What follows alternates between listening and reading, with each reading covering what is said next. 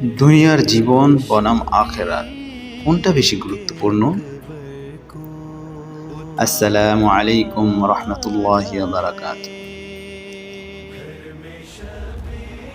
প্রিয় মুসলিম ভাই বোনেরা, আমরা সবাই এই দুনিয়াতে ব্যস্ত, চাকরি, ব্যবসা, পরিবার, পরিজন নিয়ে। কিন্তু প্রশ্ন হচ্ছে, এই দুনিয়ার জীবনের পিছনে ছুটে আমরা আসল জীবনের কথা ভুলে যাচ্ছি না তো? আল্লাহ সুবহানাহু ওয়া তাআলা কোরআনে বলেন, এই দুনিয়ার জীবন তো কেবল খেলার তামাশার, আখিরাতের ঘরই হলো প্রকৃত জীবন, যদি তারা জানত। সূরা আনকাবুত ৬৪ নম্বর আয়াত। এই দুনিয়ার জীবনের অল্প কিছু দিনের জন্য পরীক্ষার মাঠ, কিন্তু আখিরাত সেটা চিরস্থায়ী, কোনো শেষ নেই।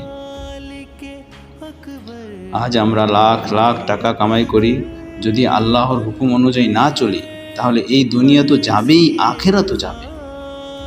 আর যদি আমরা নামাজ পড়ি, খাঁটি নিয়তে আমল করি, দাওয়ার কাজ করি, ভালো কাজ করি, তাহলে আল্লাহ আমাদের চিরস্থায়ী জান্নাত দিবেন ইনশাআল্লাহ।